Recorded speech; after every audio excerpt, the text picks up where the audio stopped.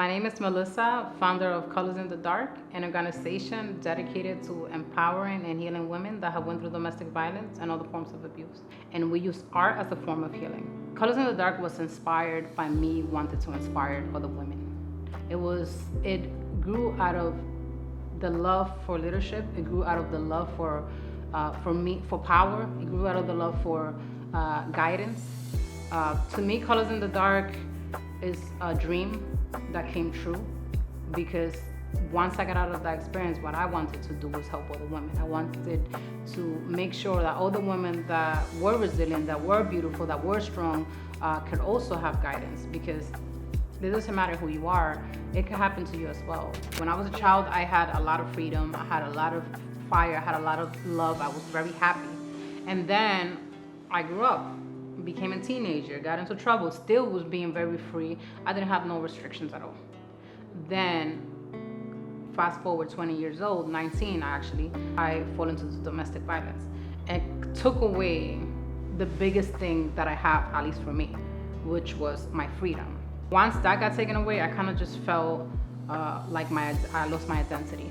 So it almost feels like for 6 years, my life was like a blur.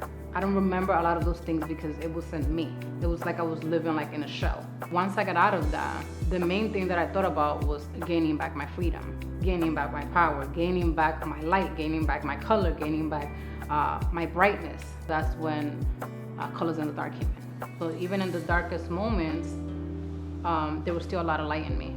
I just had to somehow pull it out. And I want to be able to share the power and share the light with other women. When I would call the police or when I could get the system involved, nothing will happen. He will be at my door the next day, or he wouldn't get arrested or anything like that. And also in court as well, when I was going through the court system, it was not something that was pretty. There wasn't a lot of support there. So that ties into community. A lot of times your community is not going to be the system. Your community is going to be your friends, it's going to be your family, it's going to be your church, or it's going to be people that have went through the same experiences. It could be people, your classmates, your community is who you make it. But a lot of times it won't be the system. In terms of family involvement and during my domestic violence, the first at least 5 years, nobody knew. So it was in silence. That's why a lot of the poetry that I write, it has to do with just being in silence or being through pain in silence, because domestic violence is a very taboo thing and people don't really want to talk about it. We don't want our family or parents or, to do something to the person that is hurting you, right? Because even though whatever they're doing, we still do care about them. The thing with domestic violence is it only escalates.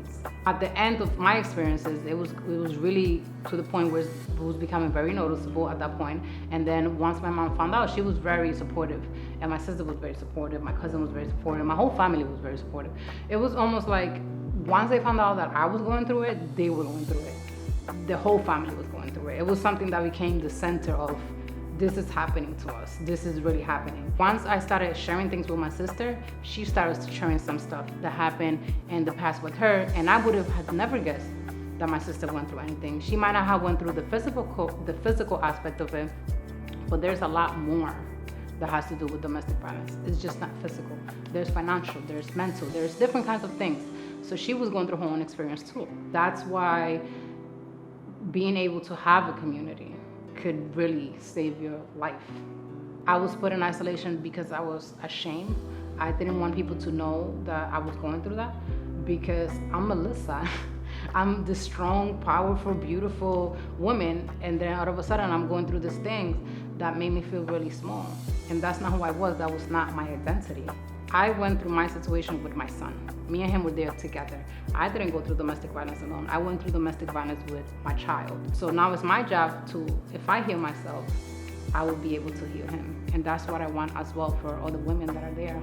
Healing one person could change a whole lineage. And that means that if you heal yourself, if I heal myself, or if us as a community heal each other, we're gonna be healing our children and the children that are after them. So that's like the one thing that drives me.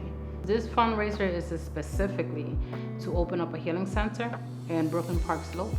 And the healing center is going to use art as a form of healing, and all different kinds of art, whether it's cooking, whether it's dancing, whether it's yoga, whether it's painting, whether it's hiking. Whatever it is that connects you to who you are inside, that's what we're going to be doing in that center. And it's also a place to build community. It's a place to build dreams. It's a place to build a space for just women to be there, to hang, and to not just to be surviving, because most of us are just surviving. And it's gonna be a place where you're not just surviving, you're striving. 30% of women worldwide suffer from domestic violence. And that is like a huge chunk of the worldwide society of women. So we're not alone on this. I need everybody's help. I need your help. I need everybody's help to be able to open up this healing center. And with the funds, fund the fundraiser, this is what we're all gonna accomplish. My participants have feel inspired. That's the word that I have heard or felt the most, that when they are in the sessions of the Paint and Heal, they feel inspired. They feel inspired by the work that we are doing together. They feel inspired by the work that I am doing, by the work that Colorsinthedark is doing. And they also feel a sense of connection and belonging. If you're going through domestic violence, what I will say, my advice to you would be not to be afraid. No matter how hard it is, no matter how deep you think you are in the situation, once you get rid of that fear, you can overcome anything, including the situation that you're in.